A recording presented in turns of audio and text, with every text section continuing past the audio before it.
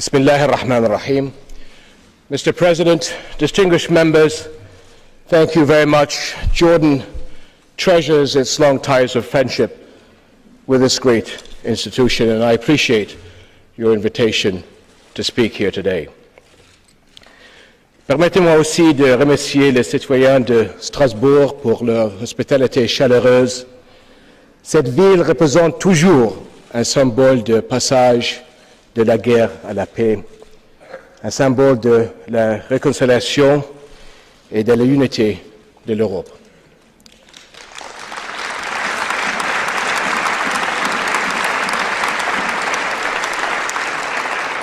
My friends, people thrive where there is mutual respect. Civilization is built on it, and futures are better for it. But coexistence must be made and made again in every generation. The common good is defended only by vigilance and action, and this means more than security measures. Humanity must arm itself with ideas, with justice, and with economic and social inclusion. Today, these challenges have a special importance. Our world faces an assault by terrorists with ruthless ambition. The motive is not faith.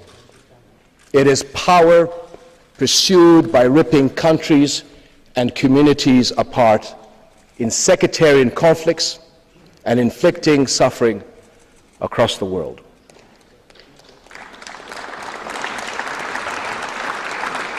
The savage murder by Daesh of Jordan's hero pilot outraged all Jordanians and horrified the world. And Jordan's response has been swift, serious, and determined. And our fight will continue.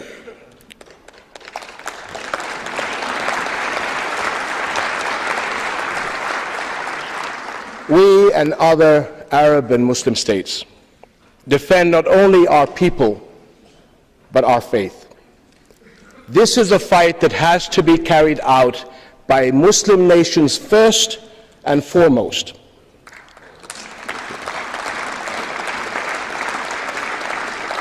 This is a fight within Islam. And at the same time, the danger of extremism must be seen for what it is, global. The threat is not only in Syria and in Iraq. It has struck Libya, Yemen, Sinai, Mali, Nigeria, the Horn of Africa, Asia, the Americas, and Australia. Europe has suffered despicable attacks and shown unbeatable courage. Your friends are with you. In January, Rani and I joined millions of people in France who marched united against violence and intimidation. My friends, there are those living in Europe today who remember the ravages that struck the continent in the late 1930s and the world war that followed because of an aggressive expansionist ideology based on hatred and disregard for the very essence of humanity. Europe's war became the world's war. Today we are fighting a similar war. A war against an expansionist ideology that feeds on hate, that is committing murder in the name of God and religion, to justify evil actions that no religion tolerates, a war against terrorists who disrespect Islam's values and humanity's values. Our victory now depends on our unity, and Europe's role is vital. Only by cooperation can our regions shut down the sources of terrorist support and defeat their purposes. And it is also essential that our regions renew the source of our great strength, the mutual respect that binds and sustains us. Young people especially must be inspired by values that reject violence, create peace, and build inclusive societies.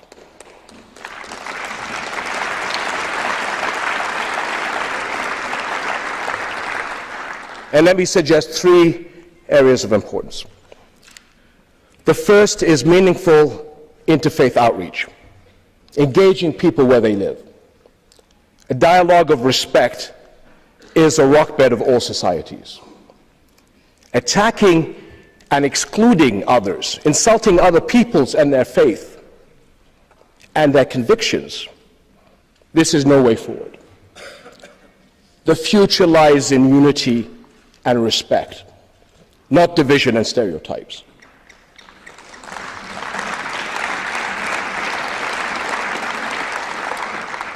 Europe is an important partner in this effort, especially in helping to stop the global rise of Islamophobia. This poison is based on false ideas, and help plays into the hands of these extremists. This is what is important to clarify, what it really means to be a Muslim. And I and countless other Muslims have been taught from our earliest years that our religion demanded respect and caring for others. The Prophet Muhammad, peace and blessings be upon him, said, "None of you has faith until you love for your neighbor what you love for yourself." This is what it means to be a Muslim. Among the very names of God we hear the compassionate, the all-merciful. All my life, every day, I have heard and used the greetings, "Assalamu alaikum," a wish for the other to be blessed with peace. This is what it means to be a Muslim.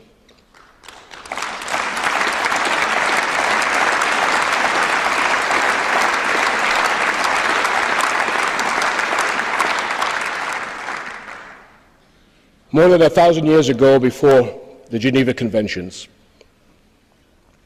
Muslim soldiers were ordered not to kill a child, a woman, or an old person, not to destroy a tree, not to harm a priest, not to destroy a church. These are the same values of Islam we were taught in school as children: not to destroy or desecrate a place where God is worshipped, not a mosque, not a church, not a synagogue. This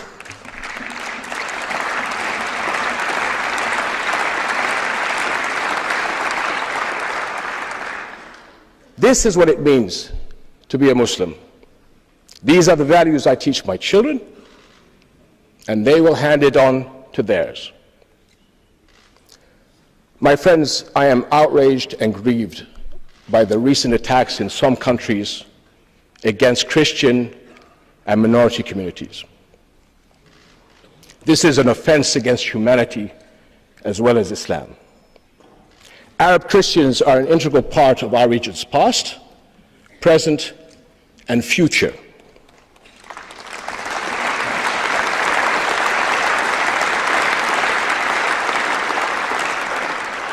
Jordan is a Muslim country with a deeply rooted Christian community.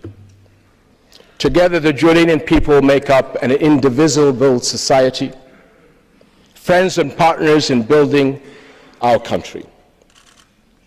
The world's Muslims have a critical role in global understanding. Our faith, like yours, commands mercy, peace, and tolerance. It upholds, as yours does, the equal human dignity of every person, men and women, neighbors and strangers.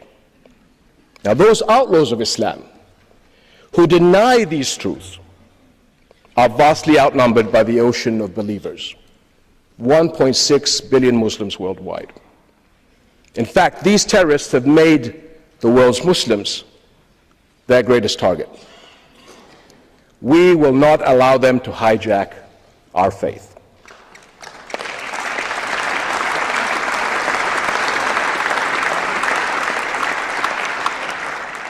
My friends, the second area key to global harmony is an international system that gives all people the respect they want and deserve. Again and again, I hear the question, Why does not the world defend Palestinian rights? Time after time, the peace process has stalled. And let me say what the situation looks like in reality. More Israeli settlement building, less respect for the occupied Palestinians. This failure sends a dangerous message.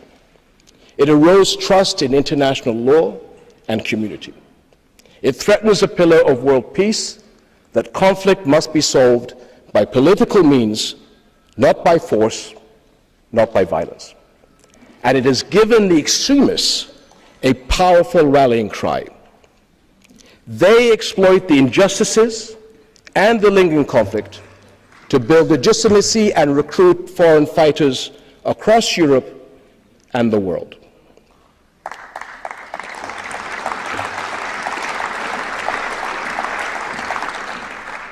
It is time to think about the future and how this ongoing conflict will breed further hate, violence, and terror across the world.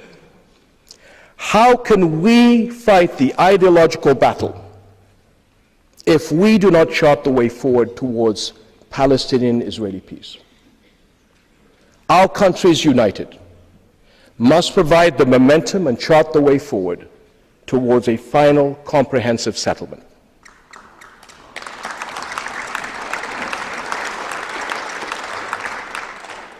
Ladies and gentlemen, a third critical effort is creating deeper hope. Radicalization thrives on economic insecurity and exclusion.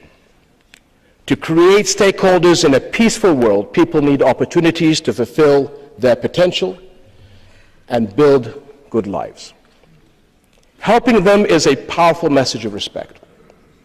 The European Parliament has recognized the importance of creating social and economic opportunities in naming 2015 the Year of Development. For Jordan, development is a priority.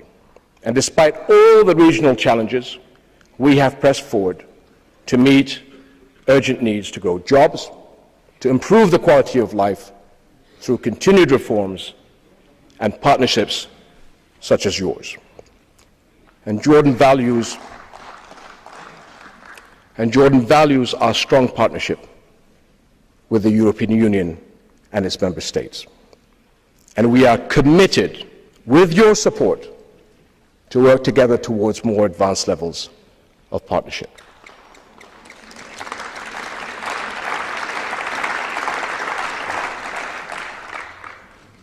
Jordan also takes seriously our moral obligations to others.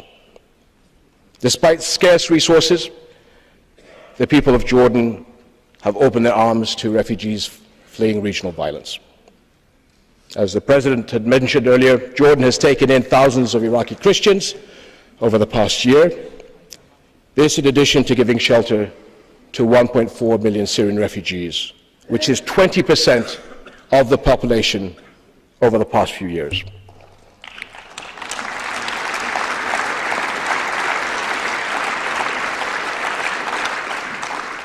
This is more than the equivalent of France hosting the entire population of Belgium.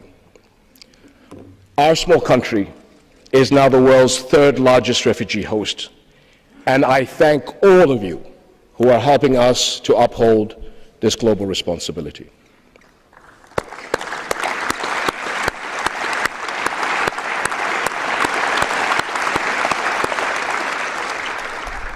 My friends, your support sends a message, not only to my people, but to all those who seek to move forward in peace and moderation.